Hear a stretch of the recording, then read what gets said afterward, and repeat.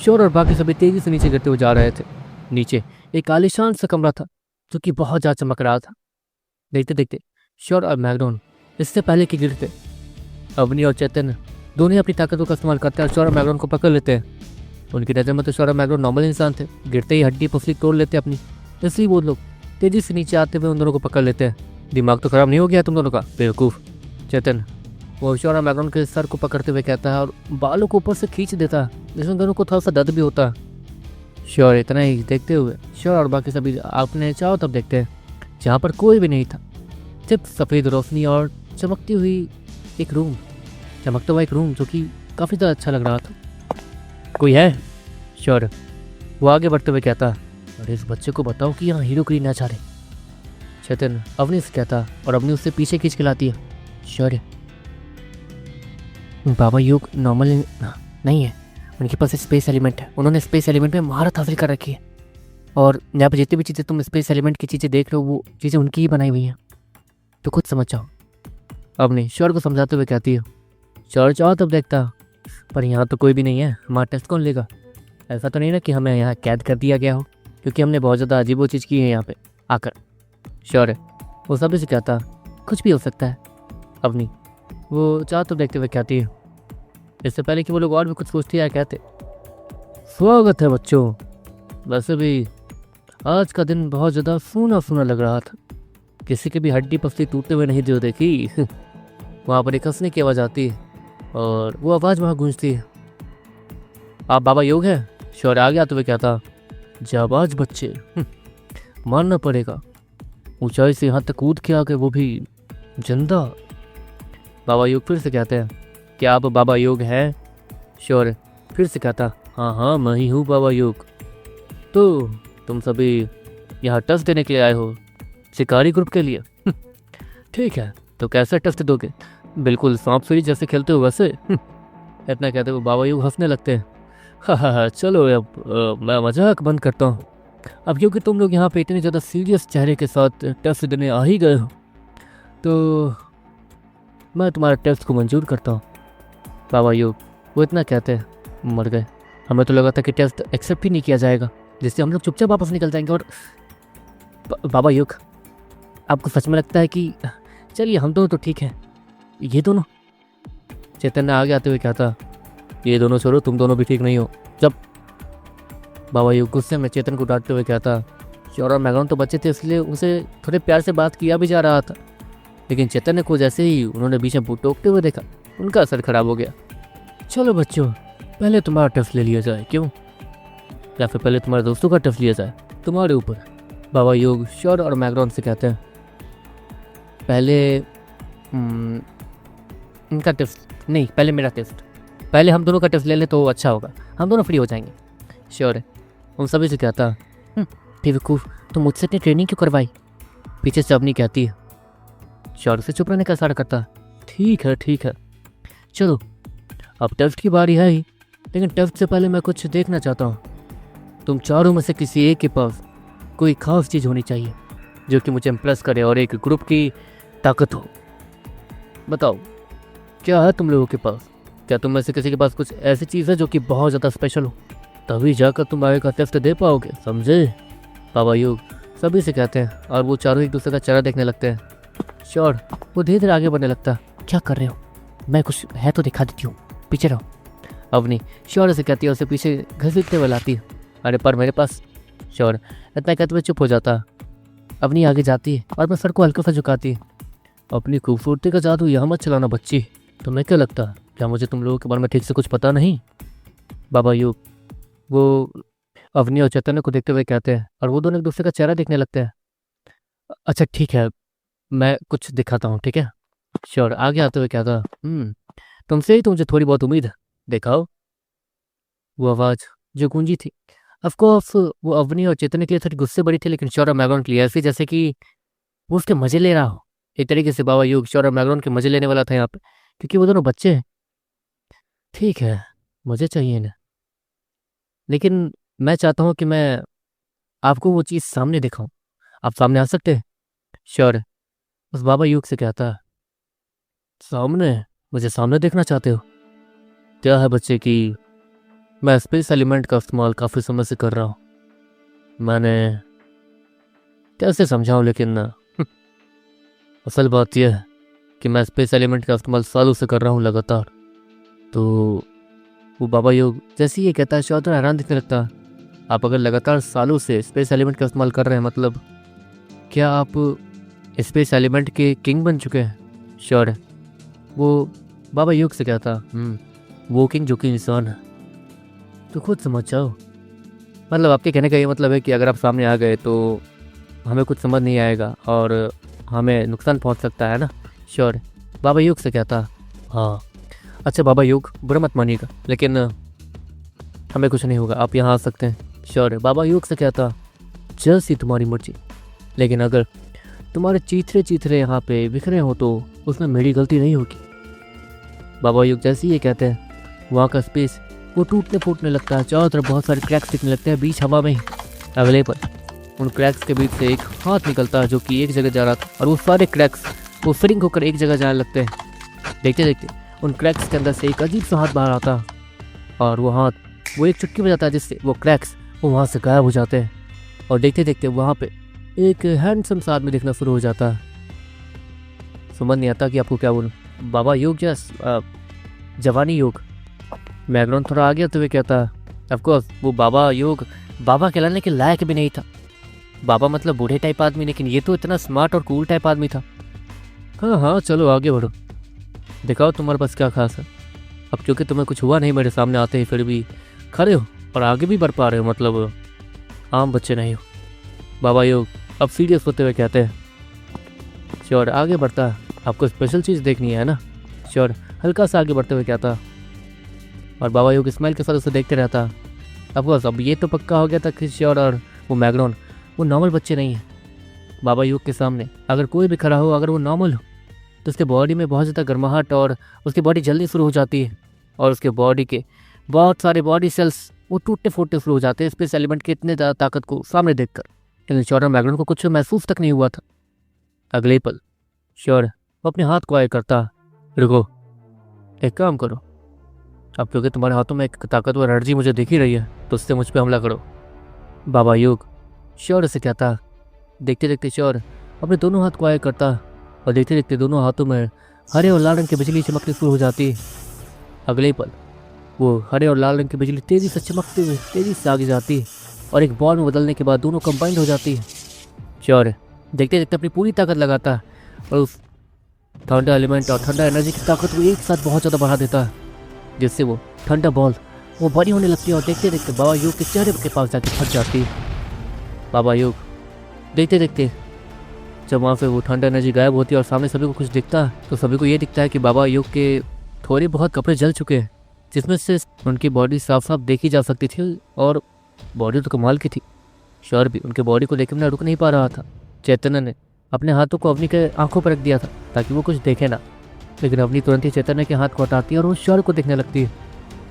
Sure वही normal बच्चा जो कि ये क्लेम कर रहा था कि वो नॉर्मल बच्चा है, और बस मुझे पहले ही समझ आना चाहिए था, इतना बेवकूफ़ तो कोई दुनिया में हो ही नहीं सकता। और अवनी और चैतन्य इस वक्त यही सोच रहे थे।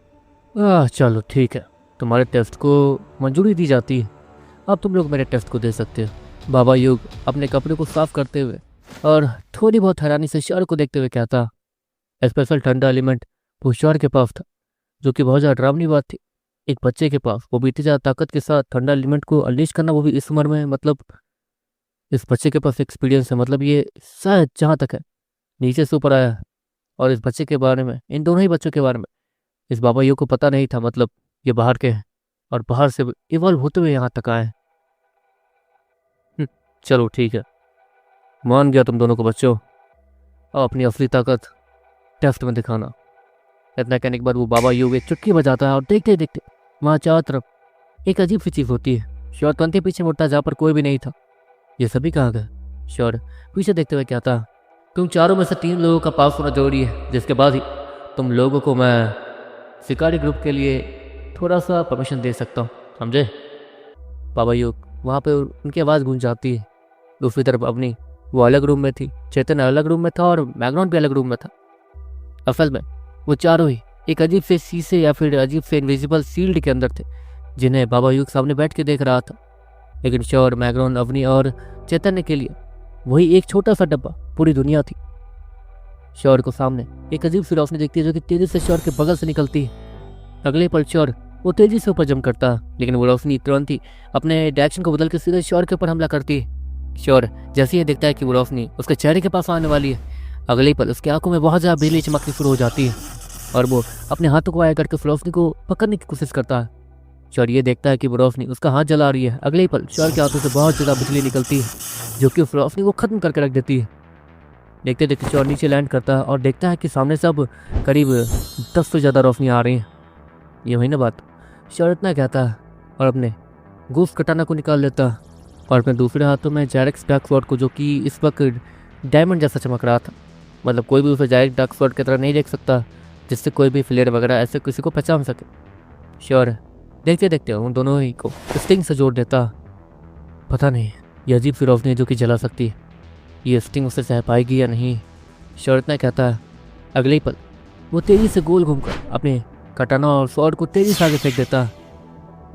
वो कटाना और स्वॉर्ड तेज़ी से आगे उड़ते हुए जाते हुए और जैरेक्स डार्क स्वॉर्ड वो कटाना को भी अच्छे से काबू करते हुए अपने साथ उड़ा के ले जाते हुए सामने एक रोशनी से टकरा जाती है।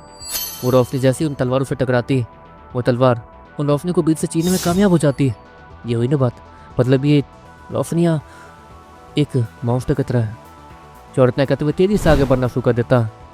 श्योर एक जोरदार पंच उस रोशनी के ऊपर मारता, लेकिन श्योर कुछ नोटिस करता। श्योर के हाथ थोड़े से गोल्डन रंग से जगमगा रहे थे। लगता है इसमें अभी और प्रैक्टिस करनी होगी। अगर मैं अपने ठंडा एलिमेंट का इस्तेमाल ना करूँ तो शायद मैं दिव्य कला के पहले बर्फ को पार कर सकता हूँ। श्योर इतना कहते हुए पूरी ताकत लगा के अपने पंच में बिना किसी ठंडा एलिमेंट को यूज़ किए सीधे उस रोशनी के ऊपर हमला कर देता है। वो अपने पंच से सीधे उस सफ़ेद रोशनी पर मारता है। जो एक दो रोशनियाँ वो बच के श्योर के पास जा रही थी, श्योर उससे खुद ही निपटाने वाला था। श्योर ने गोश्त कटाना और जैरेक्स डार्क स्वॉर्ड के ऊपर अपने स्टिंग को लगा रखा था और जैरेक्स डार्क स्वॉर्ड को तेज़ी से आगे भेज दिया था। गोश्त कटाना भी उसी के साथ उस स्टिंग के जरिए पीछे पीछे जा रही थी। कोई भी रोशनी अगर उस स्टिंग से टकराती थी तो गोश्त कटाना, जैरेक्स डार्क स्वॉर्ड पूरी ताकत के साथ उसके ऊपर ऑटोमेटिक ही हमला कर देते, वो भी उसकी तरफ ऑटोमेटिक घिंचकर जाकर। और बाकी बची हुई कुछ रोशनियाँ जो कि श्योर की तरफ जा रही थी, श्योर उनसे खुद निपट रहा था। श्योर जैसे अपने पंच को उस रोशनी के ऊपर मारता है, श्योर का हाथ पूरी तरीके से चल के काला हो जाता। अरे यार, ये तो श्योर अपने हाथों में अब भी वो गोल्डन रोशनी देख पा रहा था। ये इतनी आसानी से बाहर नहीं आएगी, मुझे और प्रैक्टिस करनी होगी। श्योर इतना कहते हुए अपने उसी जले हुए हाथ से फिर से एक रोशनी के ऊपर हमला करता है और इस बार श्योर का हाथ से लेकर शोल्डर तक जल जाता। तो ऐसी बात है, ठीक है, पहले टेस्ट पार करते हैं। श्योर इतना कहते हुए अपने हाथों में बहुत सारी ठंडा एनर्जी जमा करता है और पूरी ताकत ला के ठंडा पंच वो रोशनी के ऊपर मारना शुरू कर देता।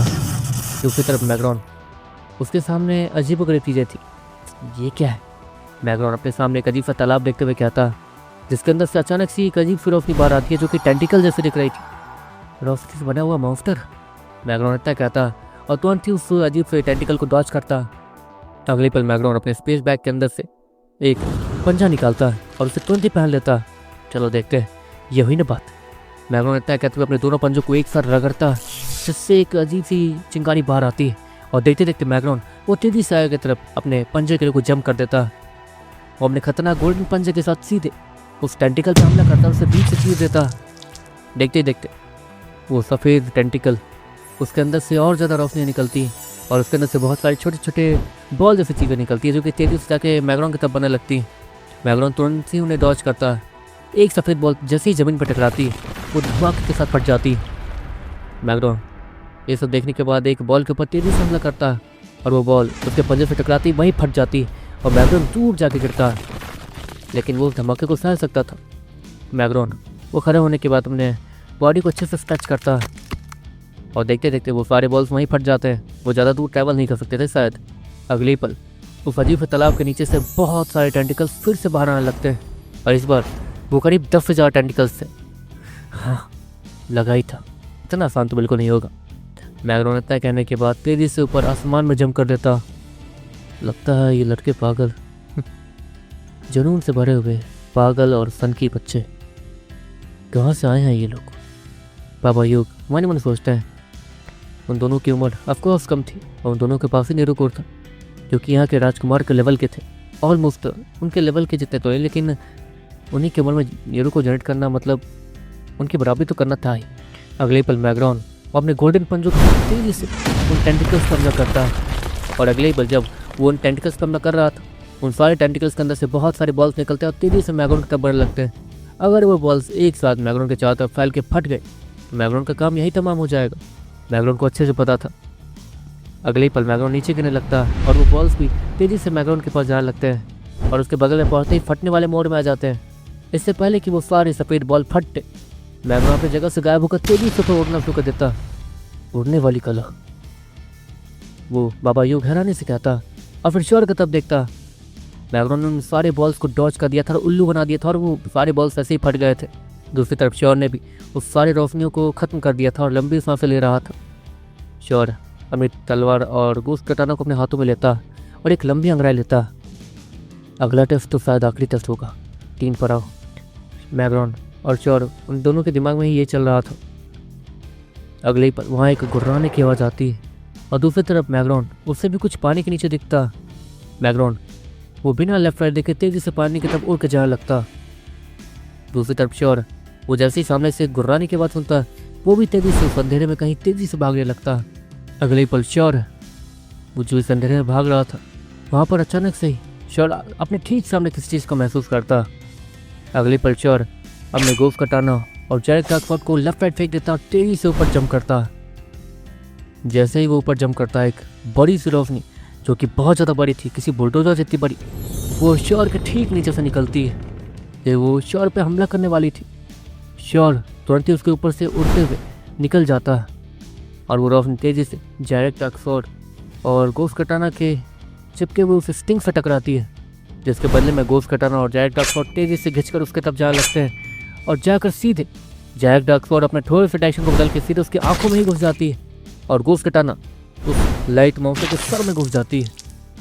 वो लाइट मॉन्स्टर जैसे ये सब देखता है और महसूस करता है उसे दर्द होना शुरू हो जाता है।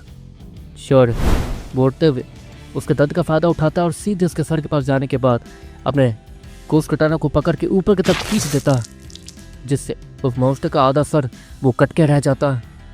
अगले ही पल वो लाइट मॉन्स्टर वो तेज़ी से पूरी तरीके से लाइट में बदल जाता है और बहुत सारे छोटे छोटे पार्टिकल्स में बदलने के बाद वो श्योर पर हमला करना शुरू कर देता है। दूसरी तरफ श्योर वो भी कम नहीं था। अगले ही पल वो गोश्त कटाना के साथ अपने स्टिंग को जोड़ता है और अपने स्टिंग को पकड़ के गोल गोल घुमाने लगता है, जिससे वो गोश्त कटाना किसी पंखे की तरह जोर से गोल गोल घुमाना शुरू कर देती है और देखते देखते जो भी रोशनियाँ श्योर के ज़्यादा करीब आ रही थी वो उसे उस तरफ घुमाने लगता है और वो सारी रोशनियाँ उस गोश्त कटाना से टकरा के खत्म होने लगती है और कट जाती है। दूसरी तरफ मैग्रॉन वो उस पानी के अंदर कहीं गायब हो गया था। अगले पल जब वो बाहर आता है तो वो एक बड़े से ऑक्टोपस के सर के ऊपर था जो कि लाइट से बना हुआ था।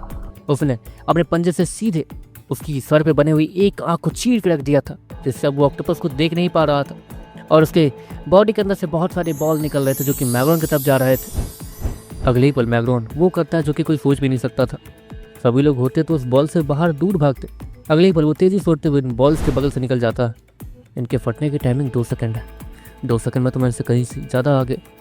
मैग्रॉन इतना कहते हुए आगे देखता है क्योंकि जिस रास्ते वो जा रहा था वहाँ पर अब वो सारे बॉल्स पहले से ही एक्टिवेटेड थे और मैग्रॉन के ठीक बगल में फटने ही वाले थे। अगले पल मैग्रॉन अपने डायरेक्शन को बदलता है और सीधे उस ऑक्टोपस की आंखों की तरफ जाने लगता है जहाँ से वो सारे बॉल्स निकल रहे थे। ये पागल है क्या? बाबा योग हैरानी से कहता है और अगले पल मैग्रॉन उस ऑक्टोपस की आंखों को चीरते हुए सीधे उसकी आंखों के जरिए उसके बॉडी के अंदर ही कहीं चला जाता है और देखते ही देखते वहाँ पर एक जोरदार धमाका होता है जहाँ पर वो पूरा तालाब उस धमाके की वजह से सूख गया था। वहाँ पर चारों तरफ फिर से अंधेरा छा गया था। हल्की फुल्की छोटी छोटी सफ़ेद रोशनियाँ वो चारों तरफ उड़ रही थी। श्योर वो भी लंबी सांसें ले रहा था क्योंकि उसने सब कुछ खत्म कर दिया था, सारे मॉन्स्टर सारी चीज़ों को। और एक तरीके से अब ये टेस्ट श्योर ने तो पास कर लिया था, लेकिन मैग्रॉन का क्या वो दिख नहीं रहा था। अगले ही पल जब वहाँ से बहुत सारी रोशनियाँ छोटी मोटी थी वो गायब होती है तो वहाँ पर उन सफ़ेद रोशनियों के बीच एक गोल्डन रोशनी देखने को मिलती है और वो गोल्डन रोशनी मैग्रॉन की आंखों से निकल रही थी। देखते ही देखते मैग्रॉन वो वहीं लैंड करता है, चारों तरफ देखने लगता है। क्या कोई और भी टेस्ट बाकी है क्या? मैग्रॉन चारों तरफ देखते हुए कहता है और श्योर भी हूबहू यही कह रहा था। वो बाबा योग अपनी जगह पे खड़ा हो जाता है और अपने दोनों हाथों से हल्की हल्की आवाज़ों के साथ ताली बजाने लगता है, हल्की हल्की तालियाँ। देखते देखते वो तालियों की आवाज़ श्योर और मैग्रॉन के कानों में जाती है और देखते देखते वो दोनों उस अजीब से क्यूब से बाहर आ जाते हैं। बाहर आती वो क्यूब्स गायब हो जाती है। शॉर और मैग्रोन सामने थे और बाबा यूब शॉर और मैग्रोन के सामने